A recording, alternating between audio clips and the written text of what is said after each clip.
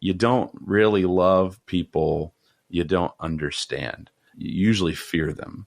And so if we're to be a people who love, we're going to have to develop a double portion of empathy.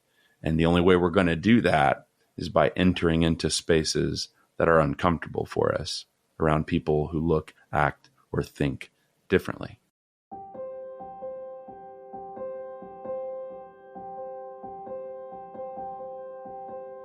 Hello, sweet friends. I'm Stephanie Jacobs, a storyteller and advocate for social justice, and your host of the Love Light Stories podcast, a place where we uncover a deeper understanding of humanity through beautiful, redemptive stories that inspire our hearts.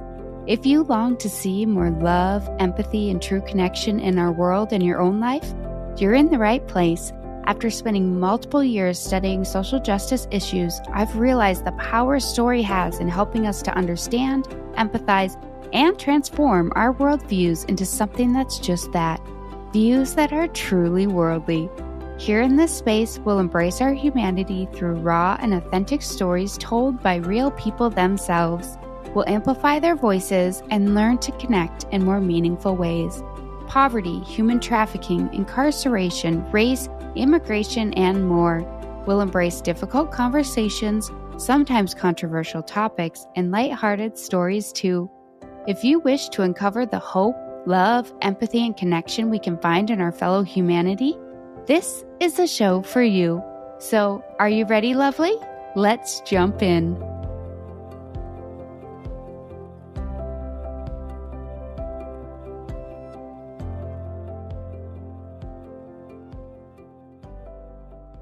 Well, hello there, lovely. Welcome back to the Love Light Stories podcast, where we create space for real personal stories to be seen, heard, and understood.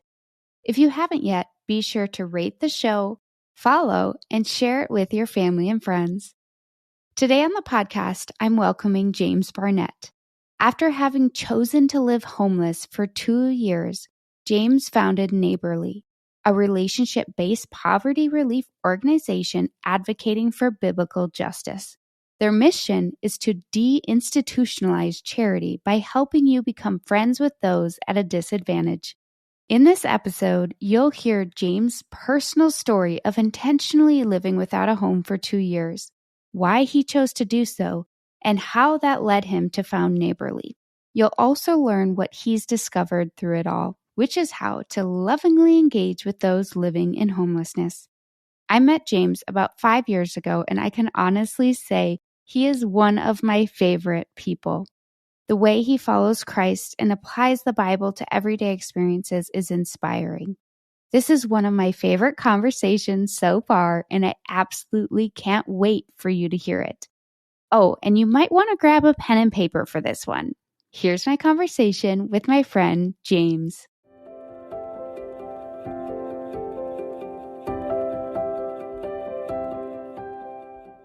James, thank you so much for joining me on the Love Light Stories podcast today. Your story is one that has stood out to me ever since I met you. And that is a story of you choosing to intentionally live without a home for 2 years. Share with us a little bit about why you decided to leave your previous life behind and intentionally live homeless.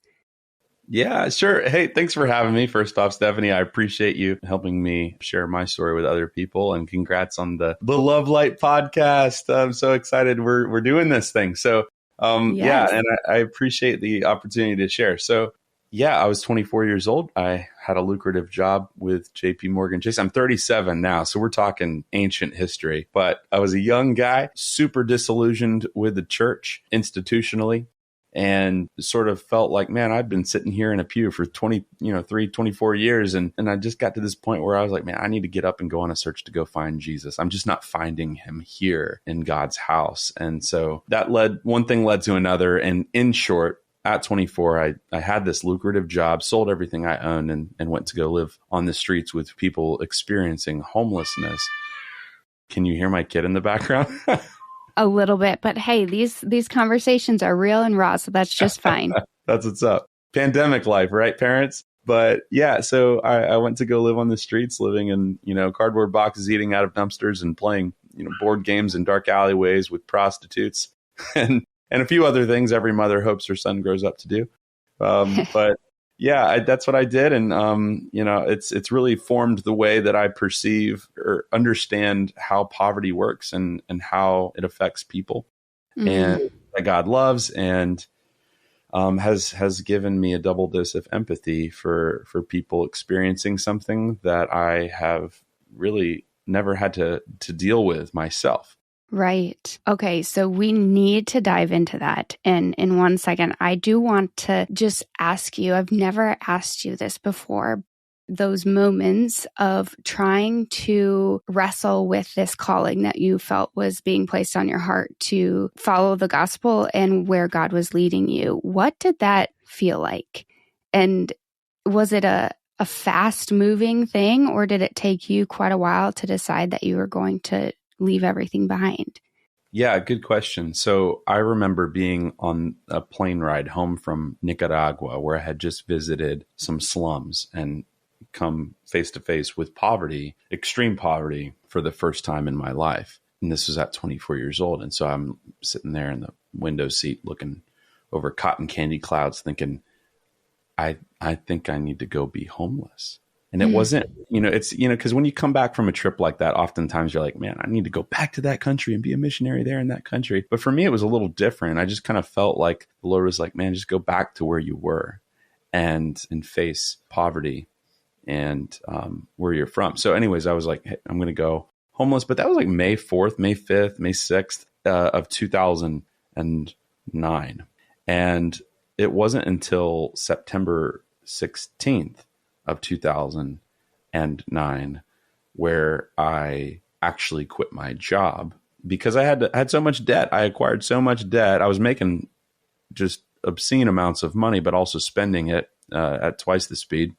And I knew that, man, I wasn't free to be generous to others if I was beholden to someone else. And so I actually went through, it was Dave Ramsey's Financial Peace University class to sort of help me figure out how to get rid of this debt. And I did, and I ate rice and beans from the time I got back from Nicaragua back in May and then all the way up until September so that I could pay off that debt and officially quit my job. And so that I could really genuinely give my life away unhinged. It was funny too, is Dave Ramsey has this saying, like, you got to live like nobody else so that later you can live like nobody else. And what he means is, live frugally so that later you can live in luxury. And then he's in recent years added an amendment to that saying so that we can like be generous as well. But at the time it was just live like no one else so that later you can live like no one else well off. But I thought it was so funny because, right, I was like eating rice and beans so that I could then go and live homeless. Yes. Probably not what he was thinking about when he said that. Wow. And I mean, just as an outsider looking in on that story in those years, the moments that you decided to make such a big leap, to me, that takes so much courage. And I can hardly imagine doing that. And it's very apparent that the Lord must have really been working in you and through you to take that leap. And so when you did this and you first started out, who are some of the people that you met? And like, was life on the streets the way you thought it would be? Yeah, I remember the first guy I met, he went by the name Gator, and that was his street name. And I met him, and he had just been offered this job on a construction site, and he wanted to take the position, but he couldn't. He wanted to work his way off the streets, but he couldn't afford this $60, $70, $80 pair of steel toe work boots that were required as protective equipment in order for him to take the position. And so it took money to make money for him. And he was in a position where he didn't have that, as are most people who are living in food insecurity, where they really need to prioritize where their money goes, or trying to get indoors. And so realizing that even somebody who is actively trying to overcome their obstacles does need someone to come alongside of them. There's this saying, you got to pull yourself up by the bootstraps. Well, what do we do about people that don't even have a pair of boots to begin with? And I get that this is quite a literal parallel here because I did get him boots, but apply that to every other area of your life where you're like, thinking, man, these people, they just need to pull themselves up by the bootstraps. Now, maybe they do, and maybe they've got a really nice pair of boots and laces and everything that they need, and then are just choosing not to do anything about it. But there are a lot of people in the world that are living in such precarity that they don't even have a pair of boots to pull themselves up by. And so it's, I believe, the job of the church to come alongside of people and see in them what God sees in them and help them discern how they're wired for the glory of God and help move them in that direction, guiding them and helping them along the way, helping them see assets and helping them see obstacles. Yes. So people like Gator, he was doing what he could to get a job and to get out of his position, but he needed just a little bit to get a pair of boots. And I think that's really powerful. And I think a lot of us could probably understand that. But I would say the stereotype, right, of people experiencing homelessness is that they're there because of their own doing and they're not trying to get out of it. And perhaps they're on drugs or just not actively trying to get out of their position, I guess you could say. So how much of that is true? Did you see some of that when you were spending your few years there, or was it mostly people like Gator? Right. So I think the first and most important thing I can do here is make a distinction between people experiencing homelessness and people who are panhandling, because I think the people who are panhandling become this visible face of what is assumed homelessness.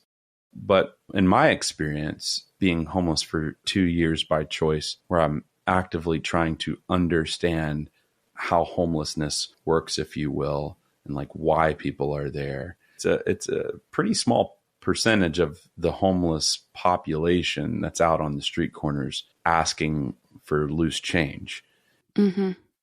I will say, in my experience, and of course I'm limited only by my experience, and I can only speak to my experience. So I would say that almost 100%, I'm going to say 99.9 because I want to leave a little space there, but percent of people who are panhandling do end up using this for drugs and alcohol or whatever other addictions that they might have, right? Like I have a good friend who has a cell phone addiction. He's got 10 cell phones right now and he's on the streets. And he just can't stop playing them. So, and it's just like mindless entertainment, streaming and things like this.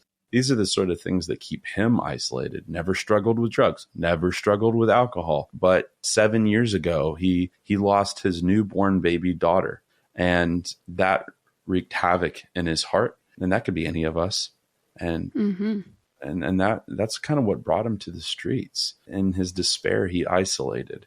And so I often say, like, man, the solution to homelessness is actually not a roof. That would be a great first step for anybody wanting to help open their homes. The solution for homelessness is community, because often homelessness is wrapped in isolation. Yeah, so that's that. I guess that's just the distinction I would make first off, is that, yes, a lot of people do exploit people's willingness to help and will fly a sign and say, hey, I need help. And I mean, in my 10 years of now, 14 years of talking about these things, I've committed to saying to people who are asking for my help through a car window at a traffic light, I've committed to inviting them over and saying, you say you're hungry. I would love to feed you. I would like to share a meal with you. I'd like it to be your favorite meal. I'd like you to come over early. Maybe we go grocery shopping. We cook your favorite meal, and you get to meet my family. And if you need a place to stay for the night, you can do that. If you need help finding work, we can do that. But basically invite them into a relationship. And I'd say in about 14 years, maybe one person has said yes to me. And I think what that does is that's a sad statistic, because I do it all the time. I hand out an index card with my name and my number and my email address. And I say, hey, if you want help, I want to help you. I'd like to sit down with you because there's not a lot of time here. The light is about to turn green. And I think they know that. A lot of the people who are out there flying signs, they know that there's not The time that it takes for a person to come up out of homelessness is not the time that it takes for a light to go from red to green. And they know that.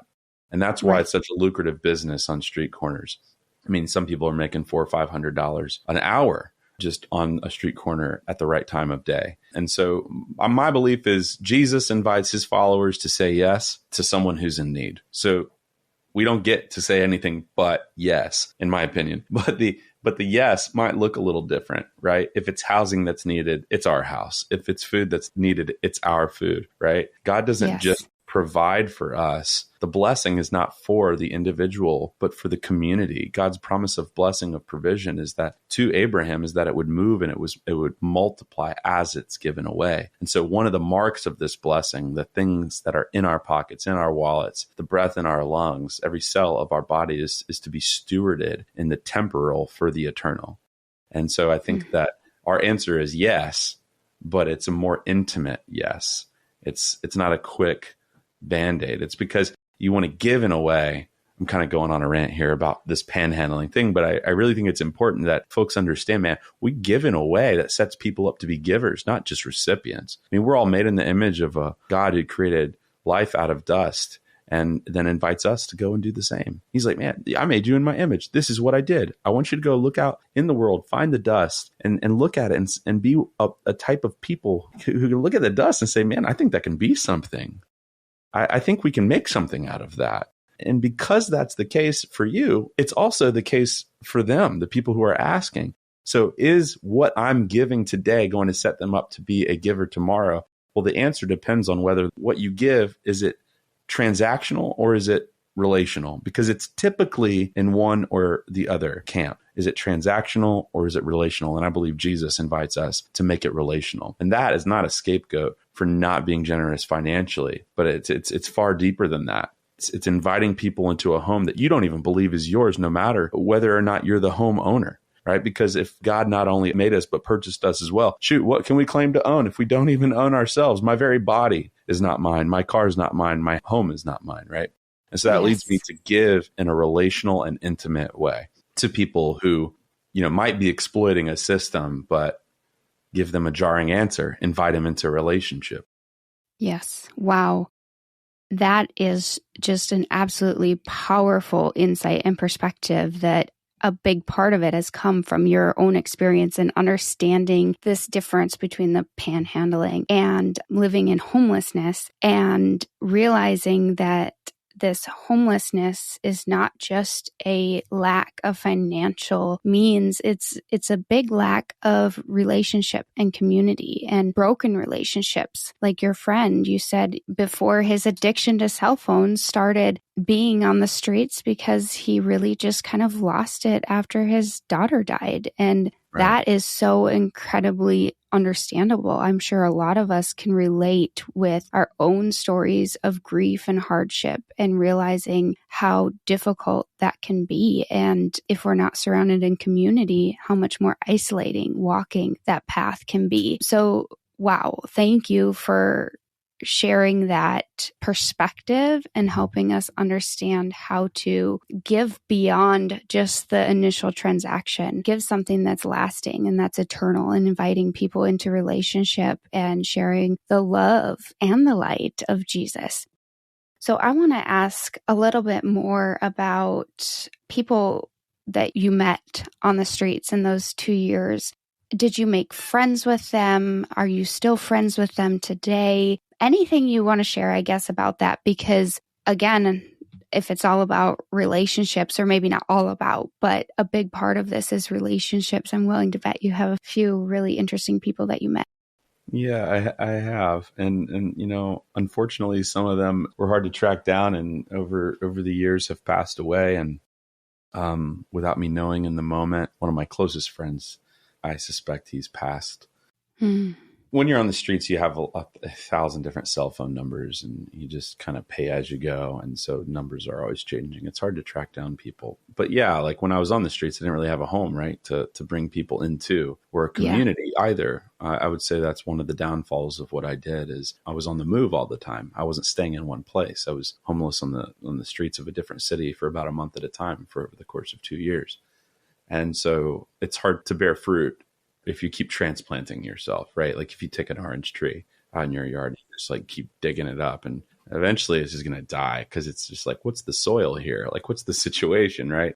And Yeah. so, but yeah, anyways, yeah, I still stay in touch with a few friends from specifically from Atlanta, and where we touch base every now and then. And, you know, some have decided to stay on the streets, and some have finally found housing. But yeah, it's good. And I think even now, the way my organization, Neighborly, the way we enact poverty relief is we say it's relationship based poverty relief in hopes of advocating for biblical justice. Basically, the vision really is to sort of deinstitutionalize charity by creating meaningful relationships with people at a disadvantage, so that an institution is not the hub through which we must go to experience real relationship with people on the edge. And so the way we even do things now is, people ask, what does it look like to partner with Neighborly? And really, it just means becoming friends. I was hanging out the other day at a Cuban restaurant with a Cuban refugee and Cuban pastor, and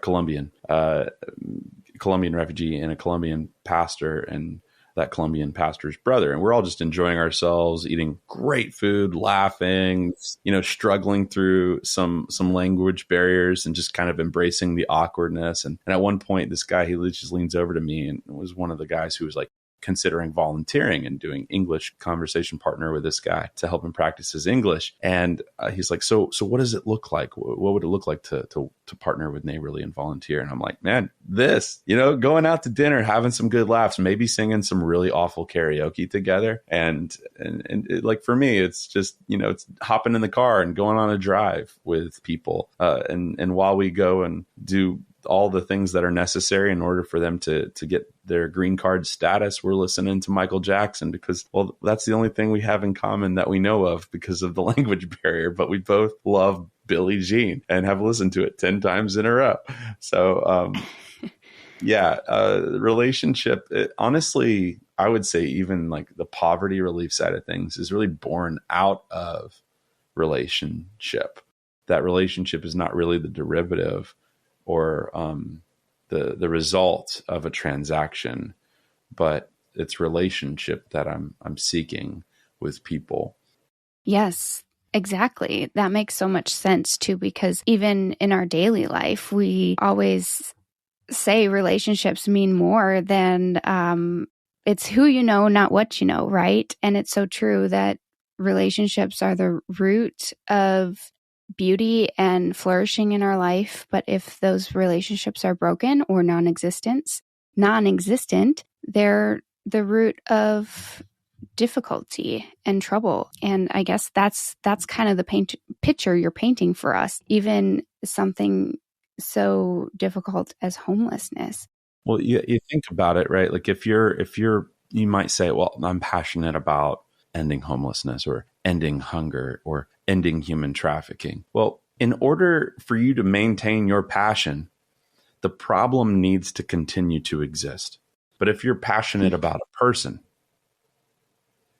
who happens to be homeless, well, then there can be a continued relationship when the problem no longer exists, right? Your passion doesn't die. And I think that that's the sustainable way to relationally end poverty, by actually caring more about the person than the problem, caring more about the person than even progress.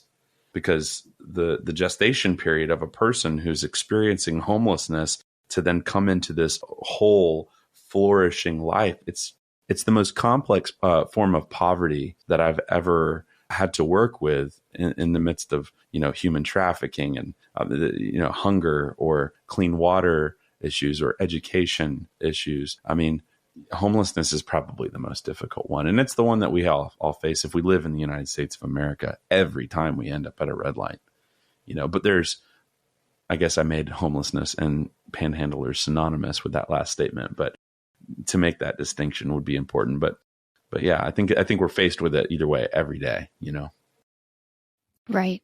Yes, agreed. Okay, so we've talked a little bit about your experience on the streets and things of that nature. Do you have anything, I guess, I'm curious, and you don't have to answer this if you don't want, but I'm just curious what that experience was like. Like, what was it like to be James for a day? Did you ever have a reprieve from that lifestyle, or were you day after day living, like you said sleeping in cardboard boxes? And what was that like? Yeah. If you woke up as me for a day, you might hate the sun. I mean, I remember that was the first thing that really shook me, is how much I hated the sunshine. I know that's kind of maybe even a silly thing to mention, but for me, it was pretty heartbreaking. I spun into a depression like early on, and I had no idea how attached to my things my identity was. And so it was pretty difficult initially to think I had nothing. And I was like, well, what do I do with myself? Certainly it was a cool idea to like go live homeless and be around other people who are experiencing suffering. But what was I going to do? So I was like, well, I guess I'll just start hanging out where everybody else hangs out who seems to be homeless. So it was, eating breakfast at feeding kitchens or going to the library in the middle of the day. And after a rain, especially during the rain, being at the library, it was hanging out on park benches and, town squares, talking with people. I'd just sit and read my Bible and then end up in good conversation. Oftentimes I try to find somebody who maybe looked strange and alarming, someone who I would find myself to be uncomfortable around. And I'd go talk to them because I figure, man, if I feel like I'm uncomfortable around this person, I bet everybody else does too. And when they walk by, I wonder if anybody really engages in conversation with this person. So I would try to go find the person, wearing a tutu and a garbage bag as a t-shirt, right? The person who really is like, maybe talking to themselves. I would always go up to those folks. It was scary at first and still is. Like I just did this like, I don't know, about a month ago in a parking lot. This guy was talking to himself and I was like, hey man, are you doing okay? Is there anything I can do to be helpful to you? And it just kind of, and there was something to be helpful. He needed a jacket. Anyways, we connected and he got a jacket. But yeah, I would spend time out just looking for the person who seemed like the untouchable. Right. And when you would reach out to people that made you uncomfortable, did you often find that there wasn't as much to be afraid of, or was it sometimes a dicey conversation? Like, did you ever feel unsafe? Yeah, totally. I mean, it really depends on the person, right? Like, man, I'd say for every 100 unsafe looking people that I talked to, there might have been 2 that were actually, threatened me. But mostly it was people struggling with mental illness that I just had to develop a heart and an empathy for, because a lot of people are homeless because they do struggle with mental illness. And when you're trying to talk to somebody who maybe isn't really capable of holding a conversation, it was exhausting. I'll say that, but I think it was worth it. And I know that it honored my God, and that Jesus, and he says he's in disguised as the least of these.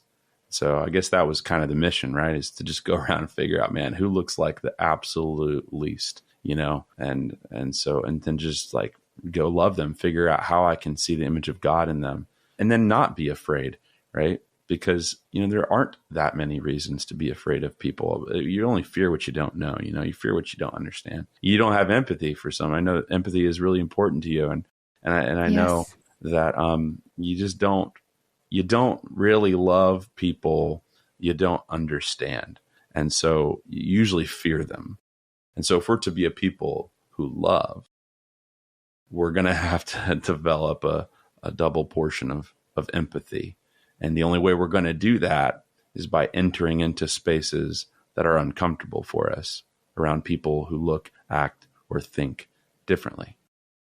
Yes. Wow. And that is so incredibly true. I mean, I say that all the time too. We don't understand what we don't know. Like if we don't know enough about a topic, we come to conclusions, and it's harder for us to empathize. So first, understanding and seeking to understand is the first step to coming to have empathy and love for people, and that's essentially what you were doing through your call to speak to those that made you uncomfortable. And pretty soon, it sounds as though you learned that most people you don't need to be afraid of, and you came to understand why they were there and their perspectives. And that is just such a beautiful outright application of living like Jesus and loving to love others. So that's just incredible. I am kind of turning things a little bit, but before we jump into more about neighborly, I would like to just know, this might be on the minds of other people too throughout this conversation, but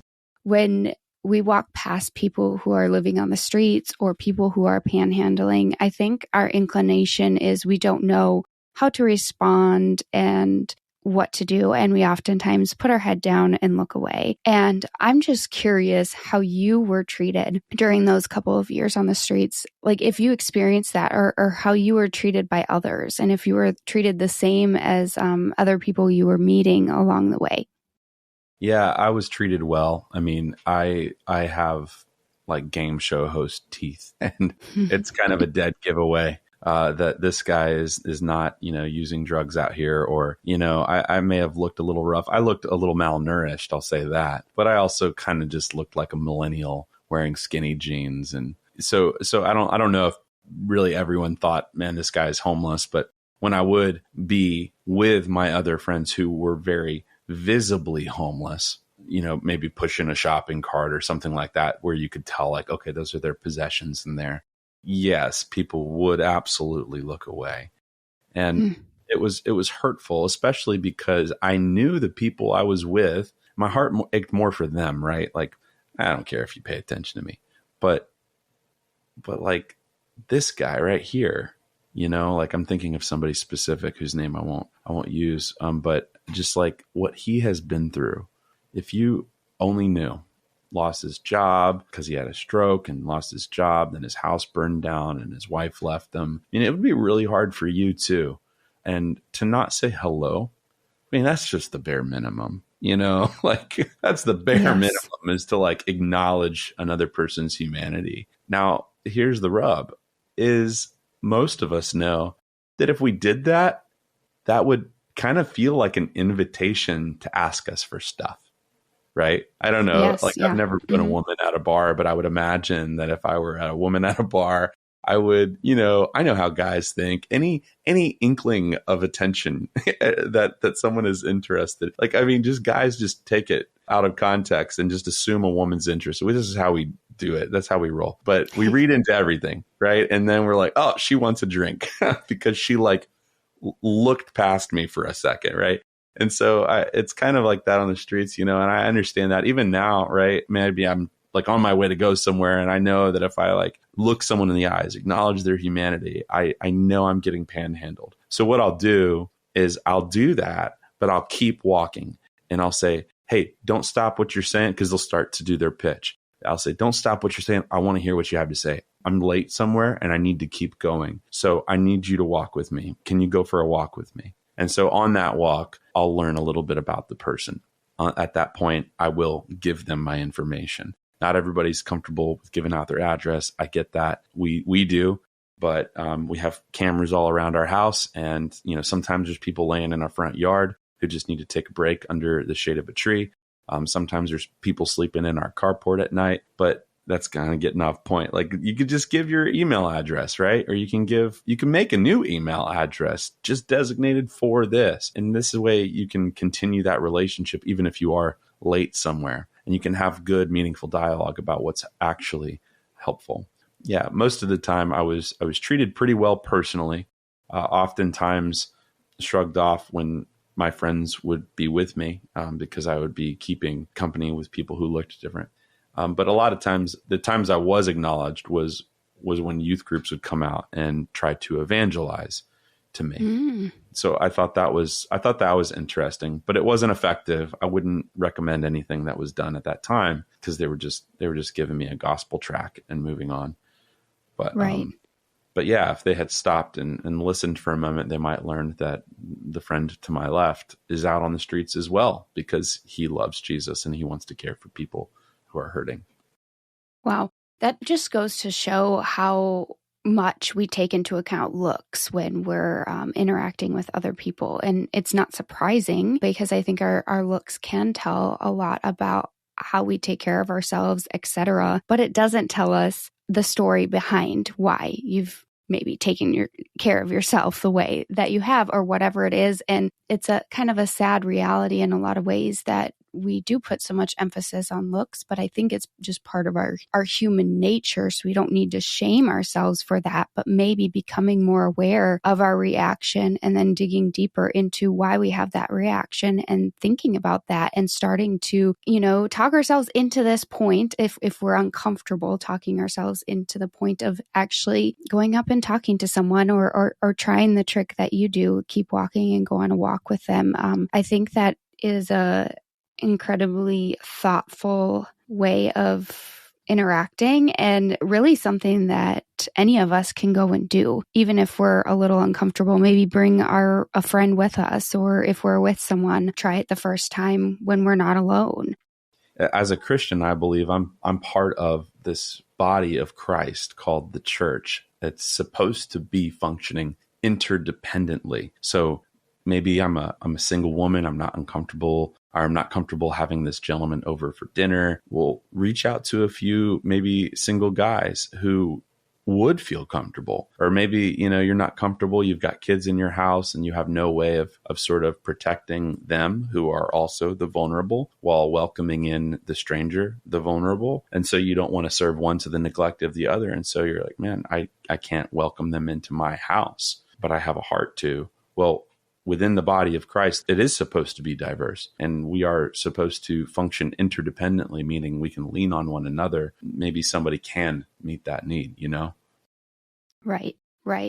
I love it. That is very convicting and very doable too. I think it comes from a sound perspective that you have of experiencing this yourself, having done the work internally and going out externally and taking action and finding ways to love others out of broken relationships, essentially, and restoring relationships and giving people more than just something transactional. Thank you for all of that insight. And can you just share very briefly how that experience led to you starting Neighborly? Because if I am remembering things right, you started Neighborly while actually still living on the streets, right? That's right. Yeah, it was almost simultaneously. And I mean, I just wanted something to do while I was out there in case I, didn't have anything to do. I wanted a way to be generous. And if I sell everything I own, I won't really have much in the way of finances or provision to give to people who need provision. So I started, it was actually called Clothe Your Neighbor as Yourself. And during that time, we were selling clothing online. I would use the funds to provide clothing to my friends, like the pair of steel toe work boots that facilitated employment. But over many, many years, starting to work in developing countries to provide school uniforms to children who wanted to receive an education, and because they were required in some developing countries, I was like, man, we get kids in school, but what if the water they're drinking is unclean? Well, they're going to be out of school and their grades are going to suffer. What if girls in Kenya, they won't go to school when they're on their period. And so if they don't have the proper hygiene stuff, then they won't be able to get those good grades. They won't be able to graduate. They won't be able to overcome the perpetual cycle of poverty that they were born into. And so like really treating the whole person, it started to feel like, man, we should change our name from Clothe Your Neighbor to maybe Neighborly, within which this organization, we can start to clothe our neighbor, sure, but maybe also heal our neighbor, to shelter our neighbor, to feed our neighbor, to welcome our neighbor, to free our neighbor, working to serve refugees coming into the country, feeding people who are showing up so early at these labor pools, these day labor places, who are experiencing homelessness but want to work and they just need a good meal to send them out early in the morning, working with a community to create clean water so that the kids can feel healthy and can go to school. Yeah. So basically during this time, I just got a real taste for poverty, and then I got to see all of its evil manifestations and wanted to do something about it. But more than anything, wanting to help invite the church into that narrative, to give the church opportunities to be faithful to Jesus. Because I think that's part of the deal, right? It's faith and works are not at odds with each other. Works are just the natural byproduct of living faith, as we see. It's in James, it's not faith versus works. It's the book of James just articulates how it's living faith versus dead faith. Living faith, which produces works, and dead faith, which does not. And so I want to create opportunities to both disciple people, to help cultivate holiness in their life and rhythms of holiness in their life, and give them opportunity to engage in a relational way with people at a disadvantage, not just knowing of people in poverty, but genuinely knowing them. You know, there's this Peruvian activist and priest named Gustavo Gutierrez who said, okay, so you say you love the poor, then tell me, what are their names? Mm-hmm. A scathing indictment for those of us who would never argue that Jesus invites us to care for the poor, and yet don't actually know anyone experiencing poverty. Like, if we can't give those names, the question is, do we really, have we really loved them? Maybe we've loved an issue or a topic. We've loved the idea of dismantling an injustice in the world. But if we haven't loved a person, we have neglected to love Christ in the flesh. Wow.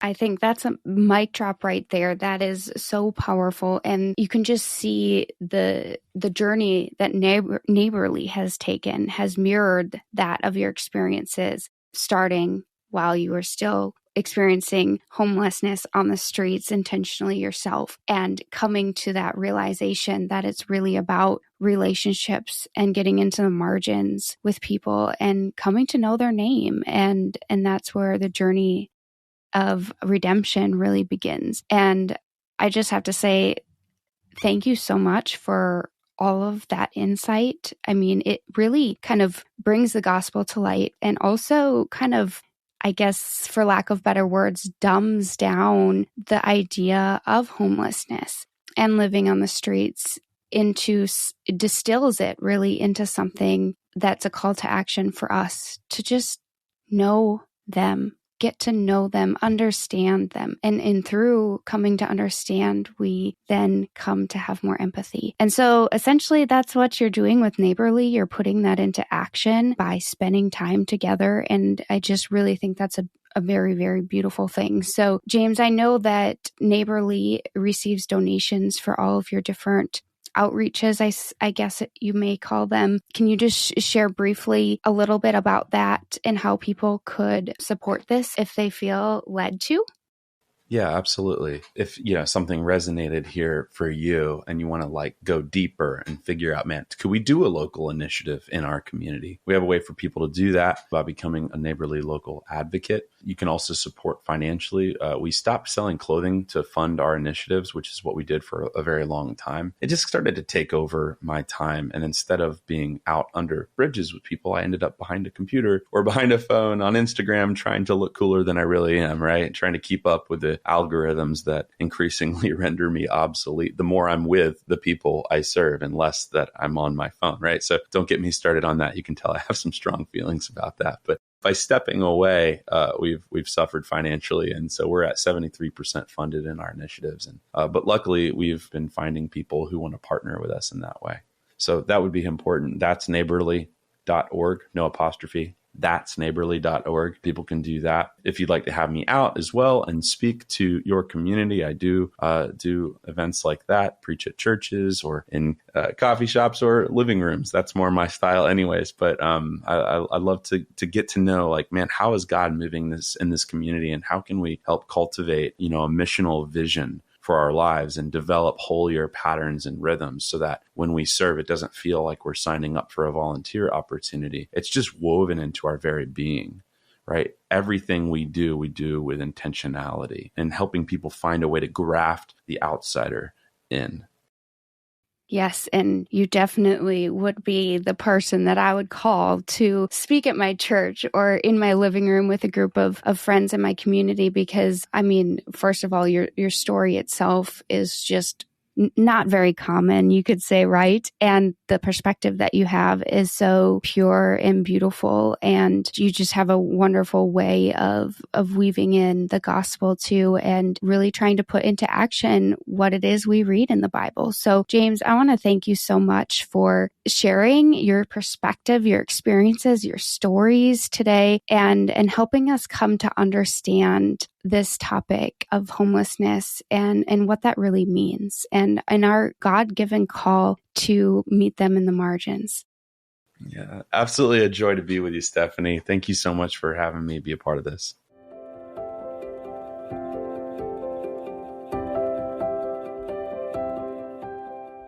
I mean, wow. Wasn't this so full of goodness? The experiences, insight, and challenges to love those living without a home and therefore Christ. You might just want to go back and listen to it all again. I've known James for quite a few years already, and one of the things that struck me years ago in one of our conversations was this statement. We won't join them if we don't know them, because we'll fear them. Whoa, it's true. And I feel like that's a good basis by which he built Neighborly, isn't it? A few of my favorite things he mentioned in this episode are, first, the topic of panhandling. That the people who are panhandling become the visible face that then becomes homelessness. But it isn't homelessness. Panhandling and homelessness are two very distinct things. And actively trying to understand homelessness will help us understand how to engage with them and support them while also recognizing panhandling when we see it. There is a small percentage of people actually panhandling. And as he said, most people who are panhandling are using it for drugs, alcohol, or other addictions, and there's often an underlying reason for those addictions too. So, panhandling and homelessness are two very different things. And what is the solution for either? Inviting them into relationship. I also really like a few statements he mentioned throughout our discussion. The first is, the solution for homelessness is community. Because often homelessness is isolation. Invite them into relationship. Similarly, he also says, the solution for homelessness isn't a roof. The solution for homelessness is community. Okay, here's a few more. You don't really love people you don't understand. You usually fear them. So if we were to be people who love, we're going to have to develop a double portion of empathy. And the only way we're going to do that is by entering into spaces that are uncomfortable for us, around people who look, act, or think differently. Another one is, a scathing indictment is for those of us who would never argue that Jesus doesn't invite us to care for the poor, and yet don't actually know anyone experiencing poverty. If we can't give those names, the question is, have we really loved them? Maybe we've loved an issue or a topic. We've loved the idea of dismantling injustice in the world. But if we haven't loved a person, we've neglected to love Christ in the flesh. Gosh, James is a wealth of knowledge when it comes to engaging with the homeless, but also many other social justice topics too. As he mentioned, he's been learning to love people better for years, and it's all led by God. He seeks God and His Word, distills what it means for his life, and goes out to put it into action. What an inspiring example of someone seeking to love and glorify God through the way he loves others. So, as James mentioned, get into the margins. Go become friends with someone who is homeless or just different from you. Love them, and you'll be loving Christ. If you'd like to get involved with Neighborly, you can become a Neighborly local advocate, donate, or invite James to speak to your community. You can find more information at that'sneighborly.org. And by the way, I'd love to know what other things from this episode really resonated with you. It's so full of tidbits to ponder. Join us in our Facebook community and go share your thoughts on today's post so we can dig deeper. Go to stephaniemjacobs.com/manifesto to join. If you're listening to this later, you can still share your thoughts too. Go to the show notes for this episode and send us what we like to call heart mail for a chance to have your note featured on an upcoming episode. If there's a large response, we might just bring that guest back on the show to dive into your comments or even have them join us as a guest in the Love Light Stories Facebook community. It's as easy as sending us a voice message or written note, both easily accessible in today's show notes. Simply go to stephaniemjacobs.com and click on the Stories tab. So give it a try. Send us your heart mail. I just can't wait to hear what's on your heart.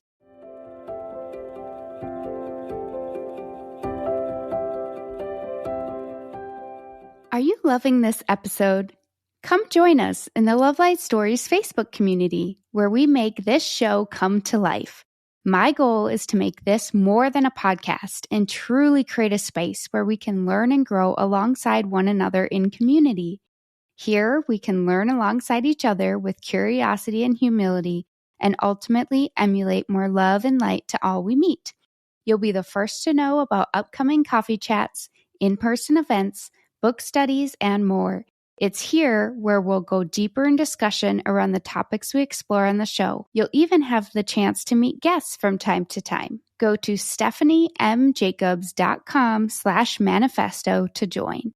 You'll receive an instant download of our manifesto with access to the community. The first 20 people to join will get a personal handwritten note from me, a printed copy of the Love Light Stories manifesto, and a fun surprise too. Not to mention, you'll instantly become a founding member of the Love Light Stories community.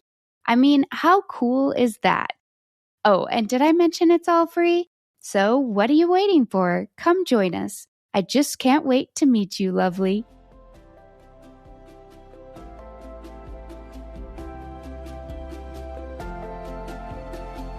Thank you so much for listening to this podcast and leaning into today's story. And don't forget, you can subscribe to the show wherever you listen to your podcasts so you don't ever miss an episode. And a great way you can support these conversations is to rate the show and leave a review. And if you have a friend who would like these stories, share it with them too. All of these things are the best way you can support this podcast. So thank you. And until next time, lovelies, keep radiating that love and light to everyone you meet.